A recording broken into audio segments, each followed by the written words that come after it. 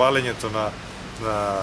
стрништата е една од последните опции која што во никој случај не треба да се практикува, затоа што сепак таа органска маса која што останува после жетвата на површините содржи во себе голем потенцијал кој што може да биде употребен. Значи една работа е доколку се има соодветна опрема, механизација да се исецка, да се врати назад на површината, па по можност, ако може и да се употребат, сега имам доста препарати на база на микроорганизми кои што вршат освен хумификација и минерализација, вршат и асимилација на азот од воздухот кој што не е без пари, значи ни го внесуваат во почвата и на тој начин ја одржуваат во една живост почвата. Друга работа е компостирањето. Значи компостирањето е нешто кое што се практикува во светот. Кај нас се проблем затоа што земјоделците обично немаат механизација која што му треба за да го изведат сето тоа и да добијат компост кој што може понатаму да се продава како производ или па може би да се врате назад во самото производство. Постојат и други начини на искористување на тој отпад. Сега веќе се користи на широко се користи во производството на пелети, например, може се користи како огревна материја затоа што содржи јаглерод пред се и на тој начин да се анулира тоа палење кое што во секој случај е многу штетно пред се за самите земјоделци затоа што при палењето ја губат таа органска материја, микроорганизмите кои што природно обстојуваат тука немаат со што да се хранат, почвата ја губи својата живост, станува не соодветна за задржување на хранливите материи и на некој начин производуваме почва која што е зависна од наредна доза на синтетички ѓубрива понатаму. Интересни се и можностите кои што во некои општини веќе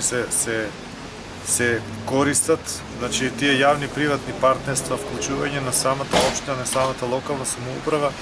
при набавка на механизација и исклучување на некакви партнерства со земјоделците. Значи на тој начин се олеснува пристапот до можноста за производство на биокомпост. Денеска се одржува едукативна работилница за справување со растителниот отпад, работилница која што е организирана од невладината организација Јавор од Зрновци, а целта е да ги собереме сите активни учинители, земјоделци, земјоделски здруженија,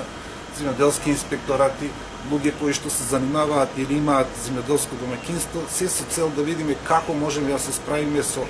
палењето на стрништа, справување со растителниот отпад и истиот да се искористи за позитивни цели, односно за грејење, производство на пелети и други суровини, биомаса кои што ќе бидат од корист на жителите кои што живеат во регионот. Кој го спроведува проектот, колку време, во кои се други општини ќе се...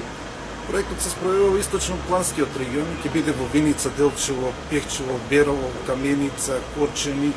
и така натаму сите општини каде што имаме земјоделци, се со цел да извадиме препораки, конкретни препораки за справување со растителниот отпад, да извадиме препораки од страна на институциите, да не бидат само казни кои што знаеме и така дека се огромни и пред се да креираме европски вредности, да се справуваме со растителниот отпад во позитивна смисла, при што ќе допринесеме за почист и амбиентален животна средина и почист воздух и истовремено сите граѓани да уживаат состојбата на здрава и чиста животна средина. Покрај тоа мора да се потсетиме на пожарите што ни се случија пред неколку години, последиците кои што беа по целиот регион, неможноста сега да купуваме дрва од шумското стопанство,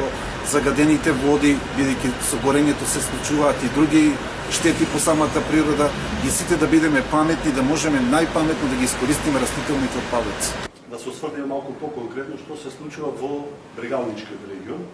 Бидејќи проектот е замислен, овие работилници се всушност замислени, ние одиме во 6 различни градови. Вчера бевме во Пробишти, денеска сме во Делчево, ќе бидеме исто така и во Пехчево, Свети Николе,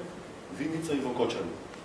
И целта е да го слушнеме вашето мислење, на крајот од оваа презентација ќе имаме една дискусија, да го слушнеме вашето мислење за да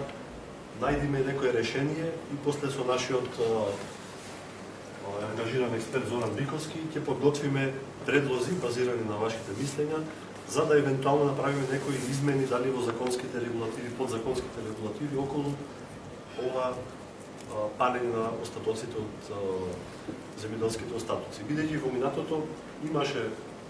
палење на остатоци, меѓутоа тие бе, да кажам, контролирани, немаше толку пожари можеби во минатото. Но изминативе години многу е засилено, неконтролирано се случува тоа и штетите се многу големи.